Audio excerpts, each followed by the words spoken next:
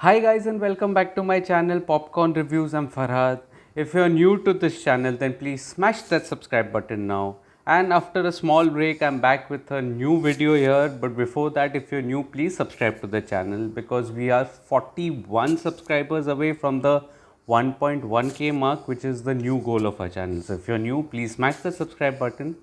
And the film that we are going to be talking today is the new Malayalam film Ariyippu, or the English name is Declaration, which has started streaming on Netflix. Now, this film, I did get a recommendation long back from one of my subscribers, Chaco. So, Chaco, if you're listening, thank you so much for recommending me this film.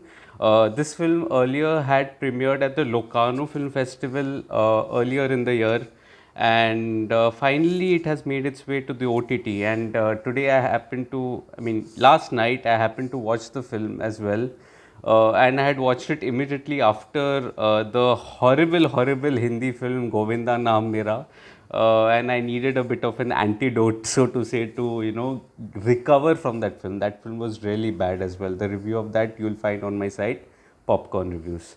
So I was really excited about Ariyippu, one because it was a Malayalam film, and two because it was directed by Mahesh Narayanan, who was the director behind films like Take Off or See You Soon or Malik. And so, this was in fact his second film of the year after Malayan Kunju, and I think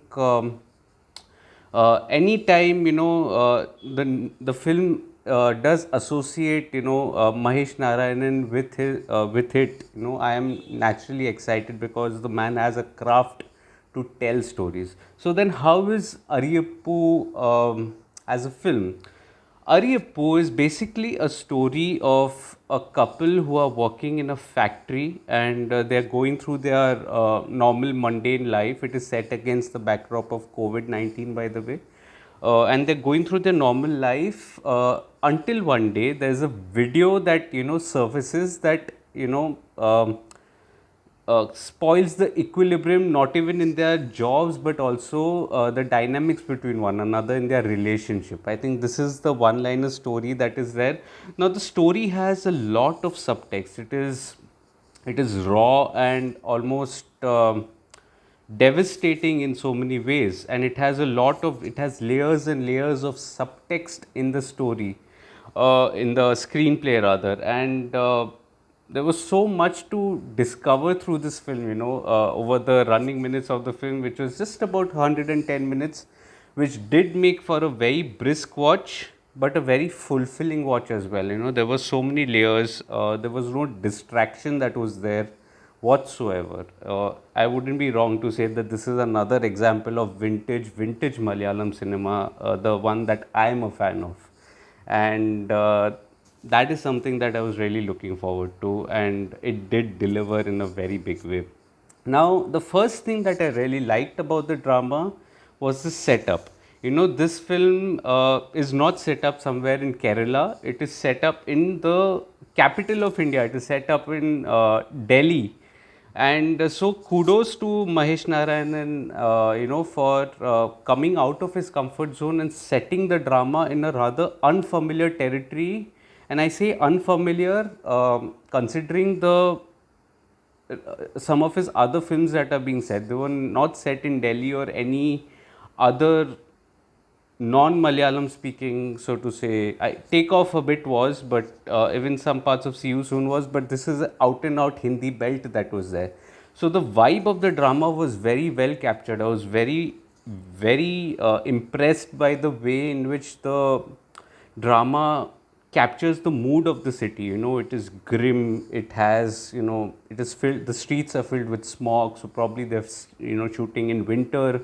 All that added a layer of intrigue and layer of uncertainty to the grimness of the drama. Again, yes, it was set up against the backdrop of the COVID-19 pandemic, which also was well integrated in the story.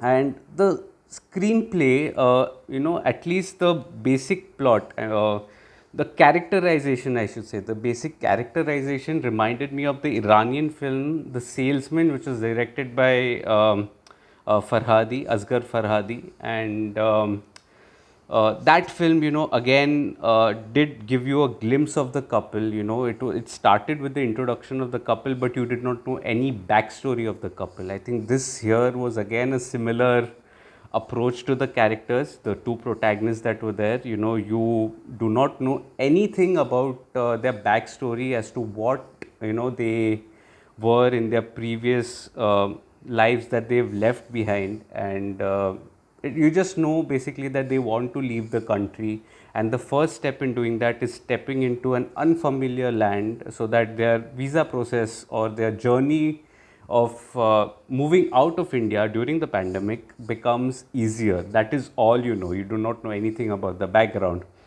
Now, there are a couple of subplots to kickstart the proceedings. You do get a feeler about an investigation that is going uh, in the background about some suspected activities in the factory, you can say, and but the main conflict, that is introduced is that of mistrust when that video surfaces that the husband sees, and the video features a woman giving an oral blow job, to another man who's shooting the video, and that sows the seeds of mistrust in his mind, and he starts suspecting his wife, and from there on.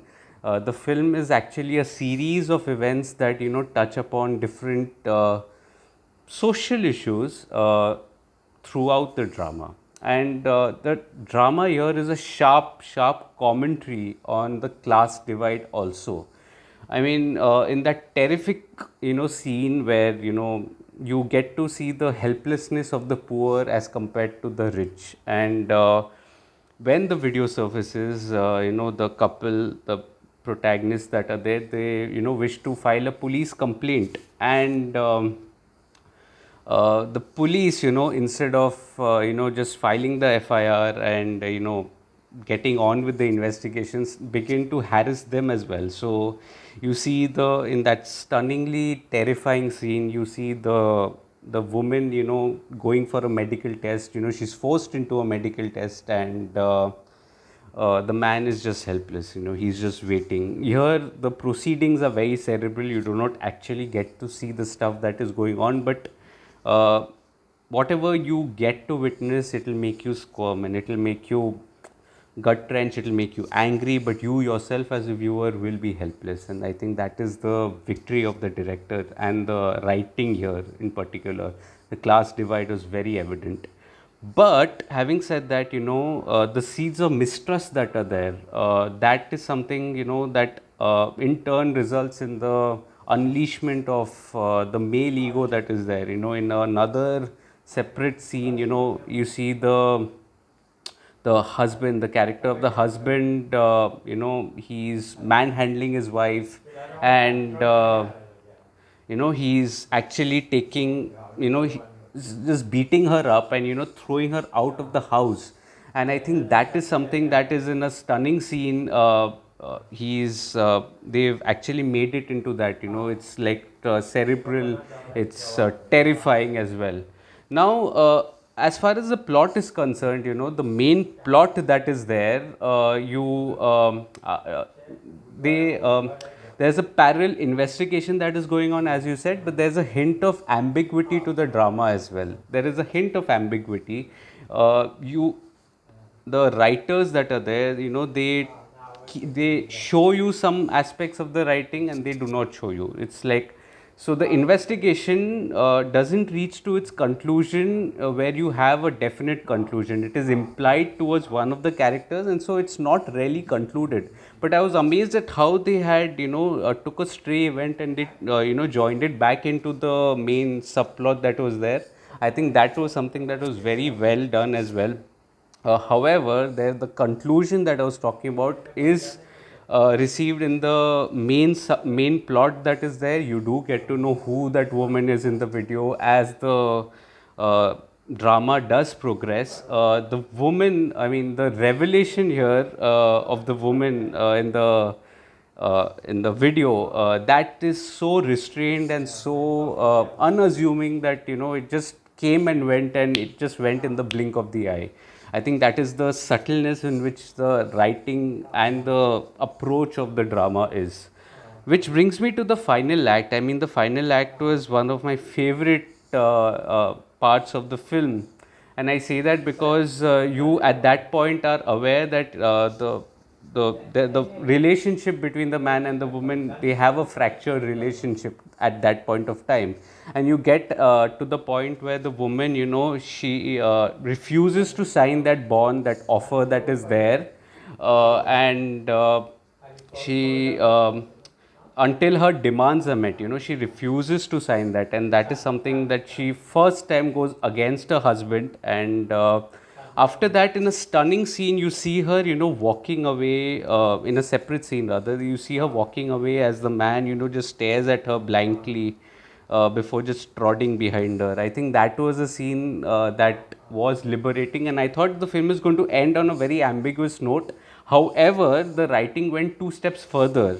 You see that throughout the film, you see a ring that is there, and that is used as a metaphor. The woman cannot get the ring out of her finger, and so that signifies, that she's stuck in life and stuck in that relationship that is there, and eventually she goes to a shop to get the ring cut out. So basically, that is something that acts as a metaphor again, which is liberating. And after that point, you do not see the couple together. I think that was again a stunning display of screenplay writing.